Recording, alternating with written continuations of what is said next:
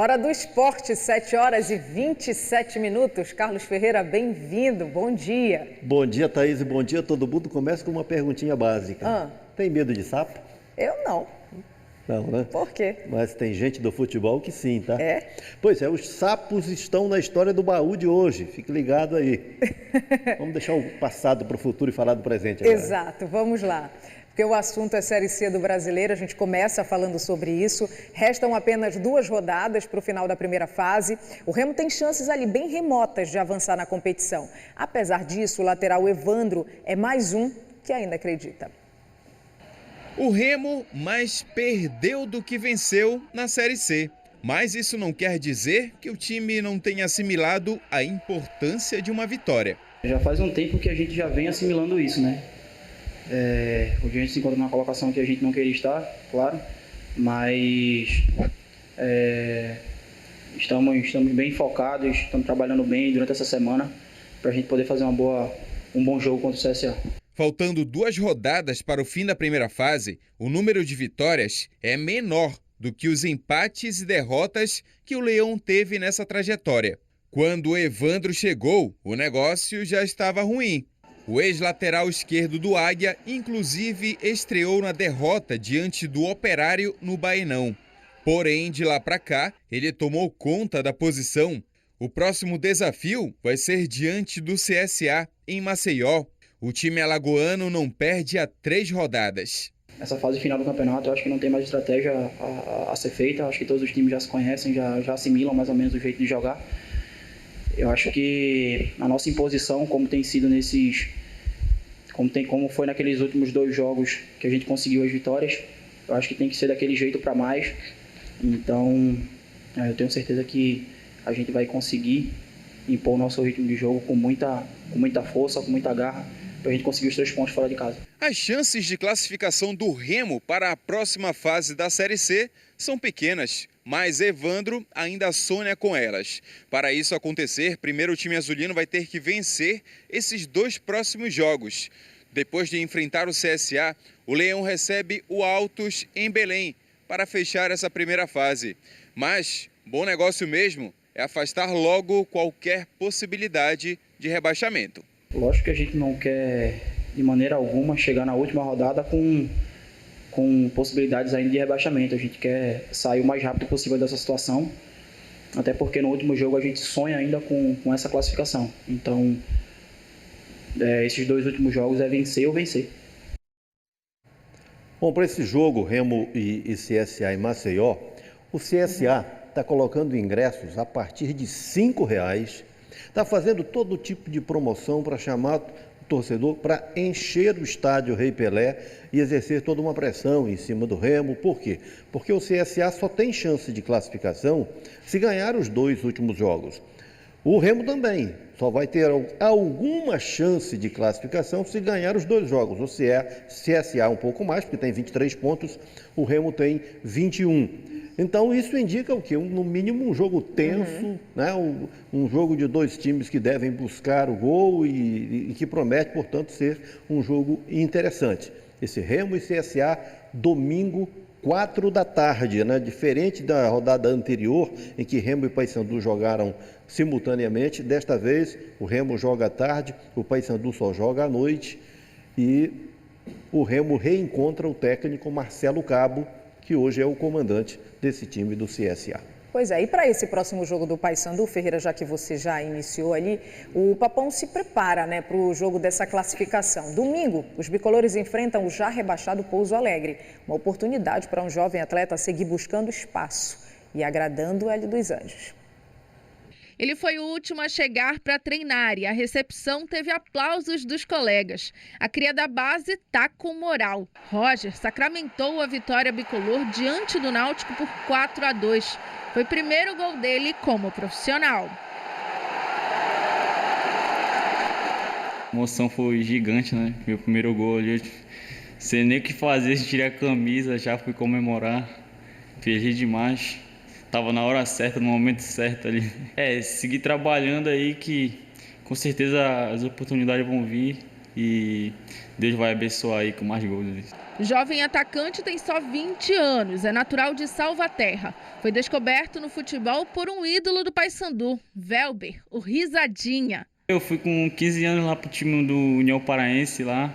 O Welber me levou lá de Salvaterra e fiquei lá uns 2 anos, 3 anos. Depois o Paysandu me viu jogar na categoria de base e aí me levou pro Sub-20. Um ano depois, ele já estava no time profissional. Participou do Parazão, Copa Verde e agora também da Série C. Tá cheio de moral com o comandante Hélio dos Anjos. Tá fabuloso, tá treinando, feito...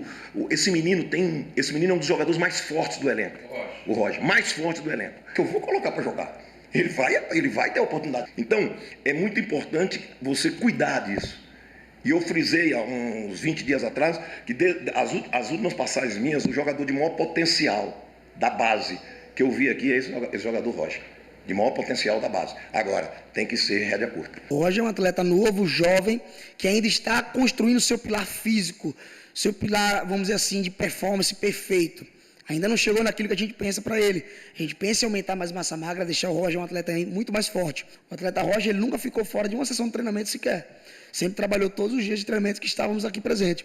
Então isso é muito interessante. A gente consegue manter os atletas em alta performance e o tempo todo à disposição do professor para quando o professor precisar, ele está apto para a partida. Atingindo o potencial máximo dos jogadores, o Paysandu se diferencia dos outros times da Série C pela força. Isso faz com que os atletas consigam jogar por 90 minutos em alta performance. Por isso, toda vez que uma semana começa, o preparador físico sabe exatamente o que o treinador vai fazer e programa o trabalho físico de acordo com o tático. Se o treinamento começa de 4 horas no campo, às 3h30 eu começo o treinamento com os atletas indoor, que eu chamo, que é na academia ou até mesmo no vestiário. E esse trabalho é totalmente planejado. Não todos os dias os atletas vão fazer um treinamento de força, mas eles fazem um dia força, um dia core, um dia preventivo, um dia potência. Então ele é bem distribuído para que no final de semana eles possam estar bem preparados para executar a sua melhor forma possível. Esta semana, a equipe está se preparando para uma partida inédita em 2 sentidos. Vai ser o primeiro confronto da história com Pouso Alegre. O time mineiro fez 12 pontos em 17 jogos e já está matematicamente rebaixado. Além disso, a torcida também será novidade. Por causa de uma punição do STJD, apenas mulheres, crianças e adolescentes de até 16 anos poderão estar nas arquibancadas. Nós vamos fazer um jogo para as mulheres bicolores e para as crianças bicolores, porque só vamos, é isso mesmo, né, presidente? Só vai ter público feminino e criança. Então nós vamos também estar bem iluminados, como nós tivemos iluminados hoje. Nada vai contra o trabalho. E vocês estão conseguindo isso pelo trabalho. É uma bela oportunidade para torcedoras do Paysandu que nunca foram ao estádio, que têm essa curiosidade, porque aí o ambiente está muito mais favorável. Estará no domingo, né, com esse público formado só por mulheres, crianças, adolescentes. E vejamos até a conduta, como é que vai ser o comportamento desse público, né, na função de incentivar o time do Paysandu diante do Pouso Alegre. Sobre o menino Roger, habilidoso, realmente muito promissor, tem 20 anos, tem muito potencial para desenvolver. O Hélio dos Anjos rasgou elogios, mas pontuou ali no final. Mas tem que ficar sob rédeas curtas. Por quê? Porque o menino está sendo cobrado, orientado e muito cobrado para selecionar as companhias, que por enquanto ainda não são as melhores para quem pretende desenvolver e fazer sucesso no futebol. Então que o Roger absorva essas orientações, siga a linha de um profissional de futebol, porque talento, o principal, que é o talento, ele já tem. É verdade. Vamos aos times amadores, mostrar os nossos talentos também? Agora, eles chegando aqui, desfilando na tela. Olha o Bonde Fuga de São Miguel do Guamá. E quem vem agora, depois do Bonde Fuga? Chega o Bagaceira, futebol pelada de Vigia de Nazaré. Aí o Bagaceira. Agora, o Goiabada FC de Bagre, região do Marajó. Goiabada no horário do café da manhã. Catavelho, do Jurunas, Belém, sem piada, tá? Tá bom. Tô calada aqui. Olha aí o Catavelha. Sem Futuro Master de Icoaraci. Eu estou mais para esse time aqui. Sem futuro? Passando a bola para o Beer and Ball, bairro do Marco, Belém. E agora, Mal Falados, Curuçambá, Ananindeua. Mal Falados. E agora, quem é que vem? Vem os Malas, do bairro de Águas Lindas, Ananindeua. De Águas Brancas, Águas Brancas. Sim, Águas Brancas, que são lindas também, se tu queres saber, é tá? verdade, eu concordo. Mas olha só, os Malas de Águas Brancas, que tem como padrinho um ex-colega nosso aqui de estúdio, Ah, é? que é o Malamor. Quem é o Malamor? Quem é? Torcedor do Paysandu ferrenho, ali de trás das câmeras, que agora só está em casa. Só tá em casa? Ai, gente, e agora? Deu branco. Não, não é o Serginho. Não, não é. É um É o ex-colega. Denizinho. Ai, Denizinho, é verdade, lá de Águas Brancas. Oh, Associou meu com Mala, né? Deus. Saudade, inclusive. Então, tem mais? Tem sim. Tem os Bons de Barca, Futebol Pelada de Salinas, tudo a ver, né? Salinas, Barca, Barca no sentido figurado, que essa Sim. galera é boa de Barca também no pós-jogo. E agora quem é que vem? Vem os veteranos do Paraense FC de Marituba, com uniforme que lembra o Bahia. Quem é agora? Agora o time da hashtag que chegou, acabou de chegar, né? Os Time dos Meninos de Ouro. Meninos de Ouro de Benfica, os Golden Boys de Benfica. Olha, bacana. Tem só essa? Outra na hashtag? Bom, só essa, Ferreira. Daqui a pouco a gente quer esse baú, hein? Dá para adiantar alguma coisa? Por que não pode ser agora? Pode ser agora? Já. Ah, então pronto. Então vamos lá. Imediatamente. Pensei que...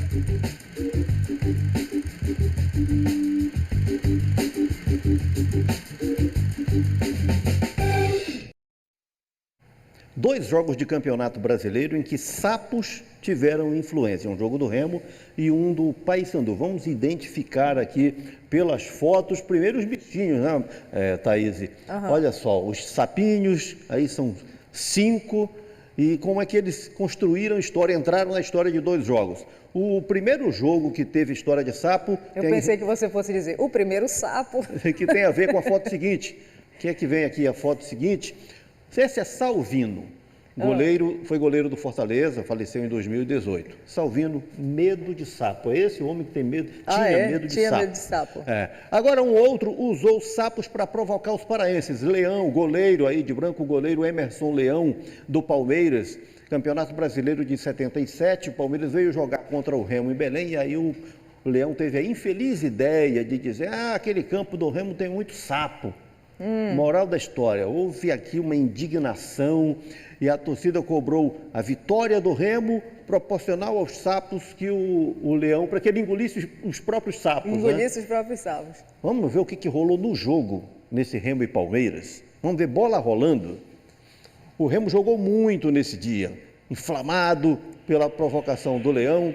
O Remo ganhou esse jogo por 3-0. Nós vamos mostrar aqui 2 dos 3 gols. Esse foi do Mesquita.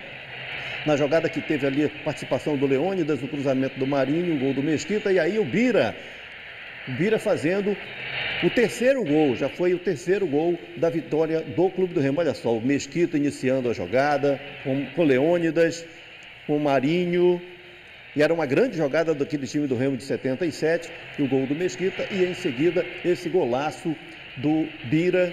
E o Remo, então, fez 3-0, e aí os paraenses tiraram o maior sarro do Leão, aquela altura goleiro de seleção, com moral, mas em Belém se deu mal. A outra história, nós já falamos aqui, que tem a ver com o Salvino, mas aí tem um outro personagem, um goiano que se tornou paraense. Vamos ver pela foto de quem eu estou falando, Paulo Ferrer, repórter, torcedor fanático da Tuna Luso brasileira. Vamos avançando aqui nas fotos do Paulo Ferrer, em ação, né, no trabalho dele. Vamos mostrar uma foto agora mais do Ferrer mais próximo enfim... De como ele está agora, né? Não está agora porque já faleceu, não, né? De como ele estaria agora, na verdade. De um outro momento do Paulo Ferrer, que infelizmente já não está mais entre nós, mas que deixou muitas histórias como uma figura irreverente que foi. A Tuna foi jogar contra o Fortaleza em Fortaleza e perdeu, era jogo de mata-mata. A Tuna foi campeã brasileira em 85, quando ocorreu esse fato aqui. Então, para o jogo de volta, a Tuna precisava ganhar do timaço do Fortaleza. E aí o Ferré descobriu que o goleiro do Fortaleza, o Salvino, que daqui a pouco o nosso entrevistado vai se referir como Salviano, mas é Salvino mesmo, tinha medo de sapo. Aí ele tomou uma atitude. O João Araújo, torcedor da Tuna, que vivenciou tudo aquilo, conta para nós. Fala, João. O Paulo Ferré descobriu, através do amigo que ele tinha lá, que era o massagista do Ceará, que é inimigo do Fortaleza, dizendo que o Salviano, goleiro do Fortaleza na época, ele tinha horror, tinha muito medo de sapo. Aí o que o Paulo Ferré fez? Ele contratou um garoto oferecendo alguns refrigerantes. Aí o garoto foi numa dessas feiras daqui de Belém e trouxe um monte de sapo dentro de uma saca. Aí o que aconteceu? Ele levou para a torcida começou a jogar esses sapos, né, para dentro do gramado. E então os sapos começaram a pular e quando vinha o ataque do Fortaleza para cima da Tuna, que a bola ia para fora, o que acontecia? E como ele era ponta de gol da Rádio Liberal, ele comentava que tinha muito sapo atrás do goleiro. Aí o goleiro Salviano, quando ele ouviu isso, ele ficou apavorado, porque ele foi pegar a bola, nem ouviu o Paulo Ferré comentando isso aí. Aí o que acontece? Ele ficou apavorado. Então ele não sabia se defendia o gol do Fortaleza ou se olhava para os sapos. Aí o que acontece? Ele ficou apavorado, o juiz não podia fazer nada, né? E acabamos ganhando o jogo de 5-1 aqui, né? Aí fomos para o quadrangular final e ganhamos daqui o Fortaleza aqui dentro de 5-1. Então a Tuna ganhou do Fortaleza, foi para o quadrangular final e foi campeã brasileira da Taça de Prata em 1985. Ferré me contou essa história e ele disse o seguinte, que quando o goleiro chamou o árbitro para mostrar que estavam jogando sapos, o árbitro falou, um homem desse tamanho com medo de sapo? Segue o jogo. O jogo estava difícil, equilibrado, a Tuna já vivia um certo drama, foi 5-1, mas demorou muito para sair o primeiro gol da Tuna e o Salvino muito bem no jogo. Depois dos sapos, ele se desconcentrou e a Tuna construiu essa goleada de 5-1, a história é muito bem ilustrada ali com a arte produzida pelo Diego Negrão, nosso colega aqui da TV Liberal. Muito bacana, baú fechado, daqui a pouco eu te aguardo com as atualizações do esporte. E aí tem história muito boa de segundinha, campeonato que começou ontem. Então pronto, até mais. Valeu.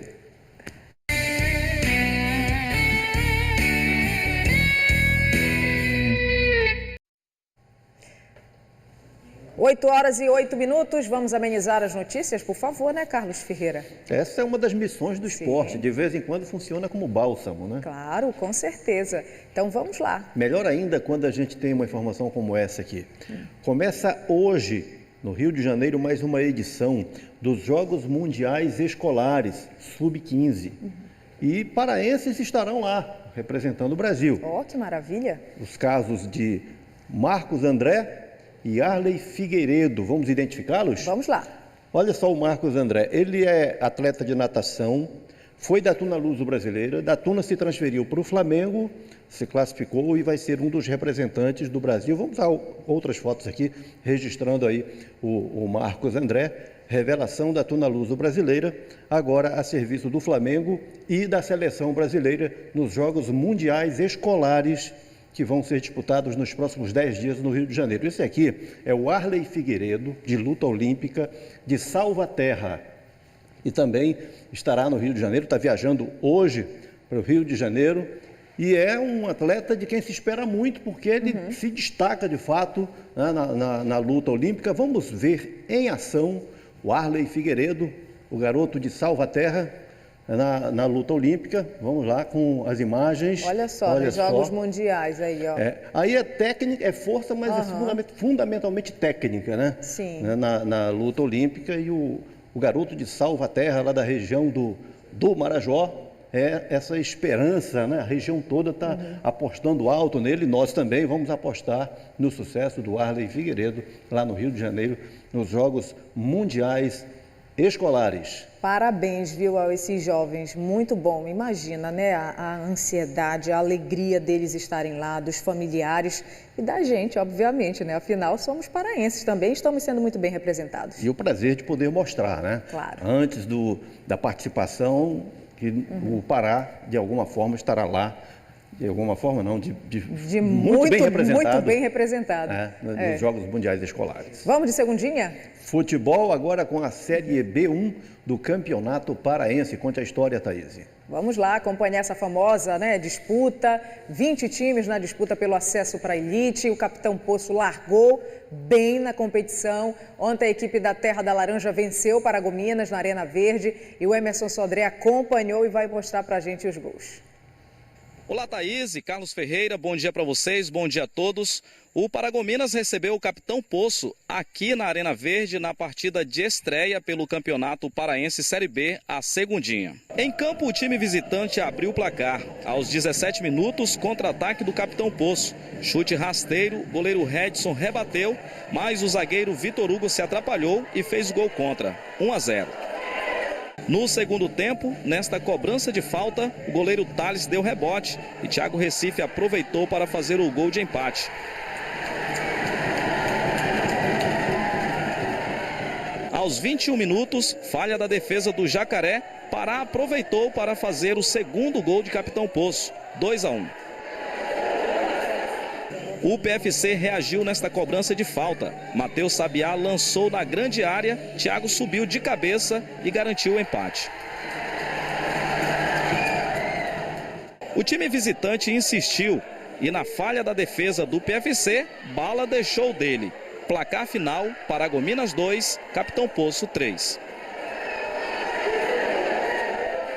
Sabe que o campeonato é curto. E todo ponto ele é precioso e graças a Deus a gente com pouco tempo de trabalho, mas eu falo assim, esse grupo está de parabéns pra caramba, né? E toda a honra, toda a glória pro Senhor. Uma segunda divisão a gente não pode errar como a gente errou. Tivemos chances de fazer gols e tivemos a intranquilidade de colocar no último terço a bola para dentro. Não adianta agora a gente caçar bruxas, eu vou ter que ir dentro do nosso grupo ajustar para a gente poder conseguir o nosso acesso, que é primeiro vencer, né? Então a gente vai buscar os pontos fora de casa.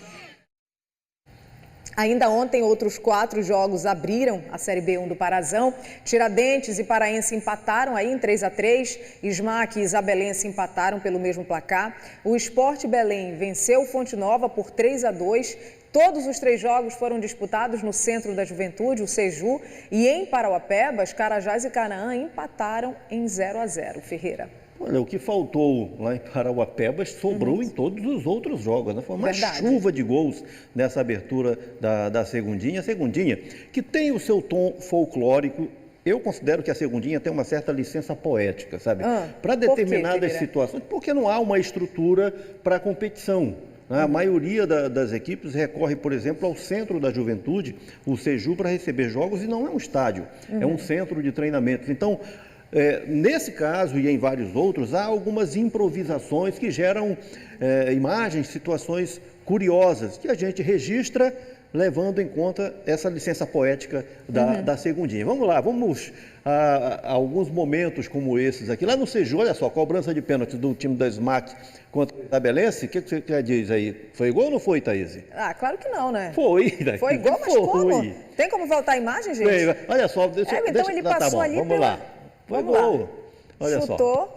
Gol. Gente, olha só, verdade. O problema é a rede, né? É a rede, é verdade. Ó, confundiu, pegou na mão do goleiro e entrou, verdade. Exatamente. E aí, esse outro momento aí com as tendas, já na falta de vestiário, as tendas para acomodar ali os atletas, sobretudo proteger do sol. Mas essa é a imagem produzida aí pelo pessoal do futebol zoeiro. Você olha rápido, pensa que não entrou a bola. Então, aí não há a menor dúvida, mas aí, primeiro, existe a falha da arbitragem, que tem que checar as condições da rede, não poderia começar o jogo com um problema como esse, que gera situações que, felizmente, nesse caso aí, a arbitragem percebeu que, de fato, ocorreu o gol.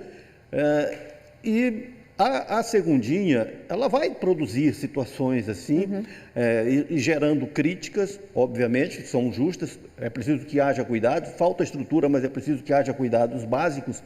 Mas ontem mesmo eu tive acesso a um projeto que é algo, isso aqui já é uma informação assim, de esperança para nós, de um projeto que deve dar ao complexo do Seju um quinto campo, lá tem 4, um quinto campo, e nesse quinto campo um mini estádio com capacidade para 1.800 pessoas, e esses campos que não tem vestiário, que nós vimos tendas aí instaladas, que, com a construção de vestiários para os 4 campos.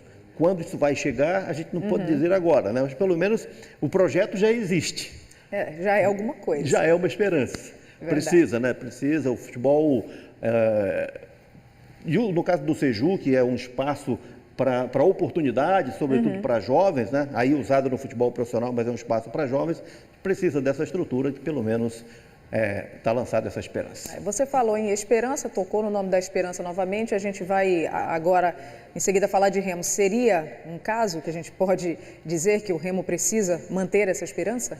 Os jogadores têm dito isso, né? O técnico Ricardo Catalá tem dito isso, é preciso ganhar do CSA para manter a esperança, falam também em sonho, né? Sonho da classificação. Vamos ver o Remo em atividade, na preparação para esse jogo tão importante, aí revivendo momentos da competição. As vitórias que o Remo teve sobre o Ipiranga e o Volta Redonda alimentaram muito essa esperança. Se o Remo tivesse ganhado do Manaus e empatou lá em Manaus, né, hoje estaria numa cotação bem acima. A situação do Remo hoje é de esperança, mas com uma possibilidade bem remota, porque ele tem que ganhar do CSA em Maceió, depois ganhar do Altos em Belém, e ainda contar com uma combinação de outros resultados para ter essa possibilidade de classificação. E enquanto isso, o Remo ainda tem algum risco, pequeníssimo, mas tem, de rebaixamento. Pontuando lá em Maceió, já faz negócio. Ganhando o jogo, se empatar já faz negócio, se ganhar o jogo, mantém acesa essa chama aí para a última rodada. Pois é, e o Paysandu segue aí, digamos, um momento mais tranquilo, né? Muito mais tranquilo, né? Afinal de contas, o Paysandu, eu disse isso ontem aqui, vou esclarecer, vou colocar mais, reforçar essa explicação. O Paysandu ganhando do Pouso Alegre, ele estará classificado antecipadamente para o quadrangular do acesso. Por quê? Ele iria a 29 pontos com 8 vitórias. E dos times que concorrem com o Paysandu, haverá um confronto direto na última rodada entre Náutico e São Bernardo. Então, isso assegura ao Paysandu, no caso de vitória sobre o São Bernardo, a classificação antecipada. E o São Bernardo tem sido, assim, o saco de pancadas do campeonato, né? É o lanterninha da competição. O Paysandu está com a faca, o queijo e o rato na mão para conquistar essa classificação domingo, 7h, na Curuzu, diante de mulheres, crianças e adolescentes, público restrito, mas com casa cheia, certamente. Ingressos à venda, R$20, R$40. O Paysandu prepara essa festa que gera a curiosidade de comportamento. Como será a conduta dessa torcida de um perfil tão diferente? A atmosfera vai ser diferente, mas a energia não deverá ser a mesma, de uma torcida muito disposta a incentivar o seu time. Então tá certo, Ferreira. Muito obrigada. Bom fim de semana. A gente se encontra na terça, pode ser? Na terça, sim. Valeu. Tchau, Ferreira.